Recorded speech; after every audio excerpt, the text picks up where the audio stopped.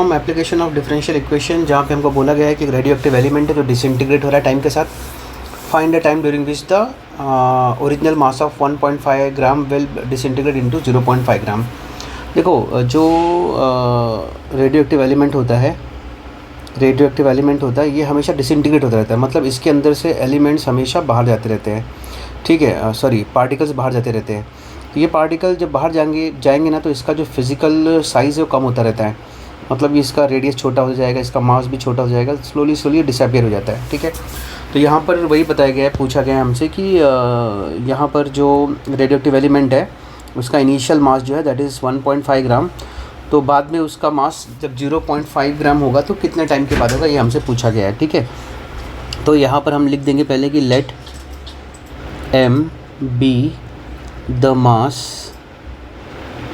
Mass of the radioactive element eight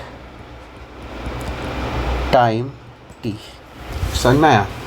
तो जो rate of disintegration होगा, हम दिखाएंगे मास कम हो रहा है ना उसका, तो dm/dt. रेट ऑफ डिसइंटीग्रेशन मतलब mass is reducing with respect to time. ठीक है, ये प्रोपोर्शनल किसको है उसने बोला है, उस समय जो मास है उस एलिमेंट का, उससे प्रोपोर्शनल है. तो अगर मैं इसको कन्वर्ट कर दूँ, अगर मैं इस जो प्रोपोर्शनैलिटी इसको इक्वलिटी में कन्वर्ट करूँगा, तो मैं लिखूँगा यहाँ पर dm/dt is equal to -km. यहाँ पर माइनस क्यों आया, क्योंकि यहाँ पर डिसइंटीग्रेट हो रहा है, मास कम होते जा रहा है, तो नेगेटिव साइन यहाँ पर आ जाएगा. और यहाँ पर हम ये भी लिख सकते हैं कि अगर मैं इसका अभी जो वेरिएबल्स उसको एक साथ कर दूँ, तो dm के साथ क्या आ जाएगा 1/m, और यहाँ -k के साथ क्या आ जाएगा dt. And what if I now integrate on both the side, तो यहाँ पर आ जाएगा 1/m का integration with respect to m, यहाँ पर -k बाहर आ जाएगा, इंटीग्रेशन ऑफ 1 dt. 1/m का इंटीग्रेशन आ जाएगा log ऑफ m, यहाँ पर आ जाएगा -kt प्लस c. ठीक है, आप इसको लिख सकते हैं कि मान लीजिए कि इक्वेशन 1 है, आप इसको लिख सकते हैं कि ये इक्वेशन 1 है, जो ये एक्सप्रेशन मुझे अभी आया है.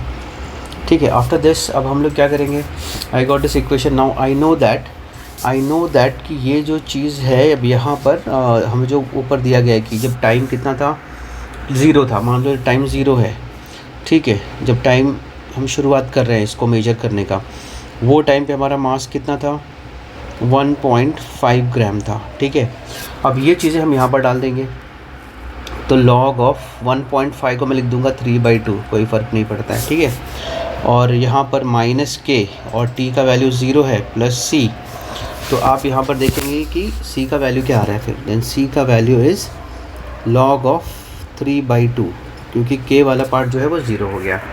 ठीक है, आई गॉट दिस. आगे बढ़ते हैं, यहीं पे लिख लेते हैं, यहाँ पर थोड़ी सी जगह है हमारे पास, यहाँ पर अभी हम लिख लेंगे. तो दिस इज़ c, ये c का वैल्यू हम लोग इस इक्वेशन 1 में डाल देंगे यहाँ पर. So what I am going to get here, I am going to get log of m is equal to -kt plus c. तो c का वैल्यू आ रहा है log ऑफ 3/2. अगर मैं ये log 3/2 को उस तरफ लेके जाऊँ, तो ये हो जाएगा log of m minus log of 3/2 is equal to -kt.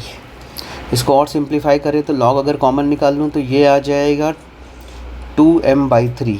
मतलब पहले तो ये m डिवाइडेड बाई 3/2 होगा, तो डिनोमीटर का डिनोमीटर न्यूमरेटर में आ जाता है, तो 2m/3 is equal to -kt. Let us write down this as equation 2, ये हमारे काम आने वाला है. So let us make a box out of this. ठीक है, तो ये चीज़ हमारे लिए बहुत इंपॉर्टेंट है, इसको हम ध्यान में रखेंगे. आगे बढ़ते हैं और सॉल्व करते हैं अगला क्वेश्चन. तो यहाँ पर अगर आप देखेंगे अभी, तो यहाँ पर अब पहला वाला तो मुझे आ गया कि एक वैल्यू है. अभी मुझे क्या बोला गया है कि जो मास 1.5 ग्राम था वो 0.5 ग्राम कब होगा. मतलब हमें यहाँ पर ये दिया, नेक्स्ट टाइम हम लोग ये लेंगे कि अच्छा उसके पहले हम ये जो वैल्यू आया ना मुझे -kt का, हम यहाँ पर डाल देते हैं, मुझे लगता है ये वाले इक्वेशन में kt और c का. ठीक है, तो हमें यहाँ पर हम क्या करेंगे, यहाँ पर हम डाल देंगे जो हमारा इक्वेशन था उसमें हम ये लिख देंगे कि kt का तो वैल्यू तो मुझे आ गया. उसके बाद हम क्या करेंगे कि when mass is equal to 0.5 grams. 0.5 gram का मतलब होता है हाफ़. अब मुझे ये देखना है कि जब मास हाफ़ ग्राम होगा तो टाइम कितना हो रहा है उस वक्त. तो हम इस ये जो वैल्यू है इसमें डाल देंगे वो वैल्यू, इक्वेशन 2 में ये वैल्यू डाल देंगे हम लोग, ठीक है। तो इक्वेशन क्या है हमारा, that is log of 2m/3 is equal to minus KT, ठीक है। यहाँ पर मैं वैल्यू डाल देता हूँ, तो log of 2m, 2 into m का वैल्यू क्या है half, by 3 is equal to minus KT, 2 और 2 कैंसिल हो गया, तो क्या आ गया log of 1/3 is equal to minus KT, ठीक है। ये आ गया माइनस KT log 1/3। अब मैं क्या करूँगा यहाँ पर, ये 3 को अगर मैं ऊपर लेता हूँ, अगर इस 3 को मैं ऊपर लेता हूँ तो ये आ जाएगा log ऑफ 1/3 जो है ना, अगर उसको मैं 3 बना दूँ तो इसका पावर जो है ना दैट विल बिकम 3⁻⁻1। यहाँ पे ऑलरेडी हमको दिया गया है माइनस KT, अगर इस -1 को मैं आगे ले लूँ ये हो जाएगा minus log of 3 is equal to KT। दोनों साइड का माइनस माइनस अगर मैं कैंसिल कर दूँ तो मुझे बचेगा log of 3 is equal to KT, ठीक है। इस तरह से हमें ये एक्सप्रेशन मिल जाएगा। नाउ अगर मुझे टाइम चाहिए, टाइम कितना हो रहा है, तो मैं T को यहीं पे रखूँगा, जगह पे है, K वहाँ पर जाएगा 1/K इंटू log 3।